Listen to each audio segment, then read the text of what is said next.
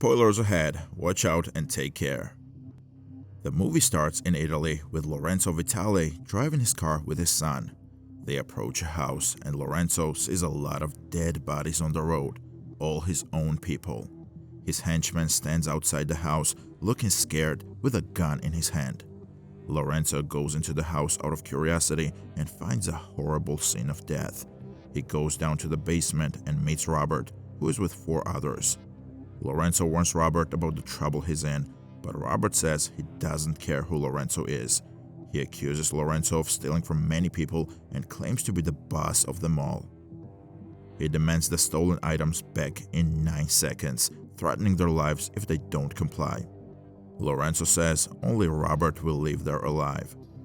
Robert defeats all the guards with their own weapons. Lorenzo, even though he's badly hurt, doesn't give up and tries to crawl to safety. Robert chases after him and delivers a deadly blow to get what he wants. Then Robert takes keys from Lorenzo's belt. When Robert comes out with a bag, he sees Lorenzo's son, but before he can react, Lorenzo's son shoots him from behind and quickly drives away. Robert is seriously hurt and passes out. A police officer named Gio Bonucci finds Robert in a car by chance and takes him to Dr. Enzo Aricio's clinic. Robert gets medical care and Dr. Enzo asks him about his morality. Despite the mystery, Dr. Enzo takes good care of Robert. In a nice Italian town, Robert feels better after a few days. He goes to a cafe and orders tea, but the owner and waitress, Amina, serve him their best coffee, thinking he will like it. Later, Robert meets Gio, a regular at a cafe who often brings his daughter Gabby.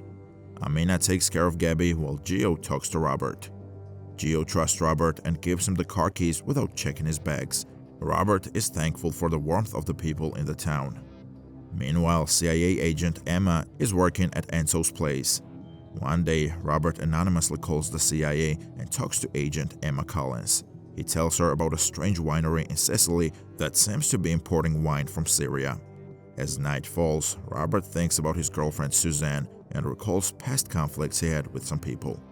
In the following days, Robert gets to know the townspeople and the shop owners at a local market. He notices a gang causing trouble and intimidating the locals, demanding money regularly. One day, Robert witnesses a horrifying incident involving Angelo, a friendly seafood vendor. A guy named Marco beats Angelo badly and threatens to return for money the next week. Marco visits his brother Vincent, who is trying to take control of a building to turn it into a hotel.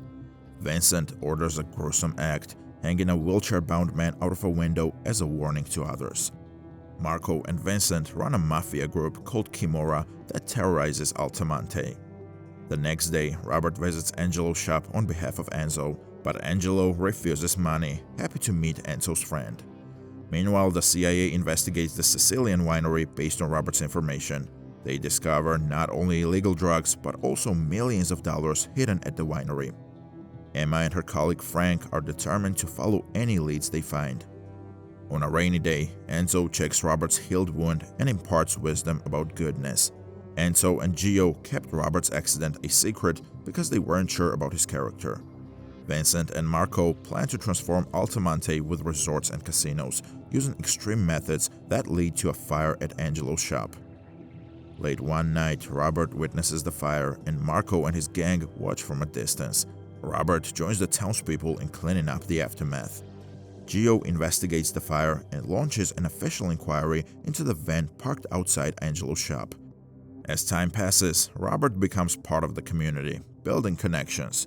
One day, he sees CIA agent Emma at Amina's cafe, and she questions how he knew about the winery. Robert hints at the truth but remains mysterious. Emma already knows his name, leaving Robert surprised. Meanwhile, the chief of police in Naples pays a visit to Vincent after learning about Emma's investigation. He urges Vincent to halt their criminal activities, fearing that Emma is close to uncovering the Kimura's dealings with rival criminal groups to boost their profits. The chief promises to handle Emma, but Vincent responds shockingly by violently cutting off the chief's hand and ordering him to focus on finding Marco's killer instead. Emma answers Robert's call and discovers that the Kimura is behind the illegal activities in the region. While speaking to Robert, she narrowly escapes a deadly bomb explosion.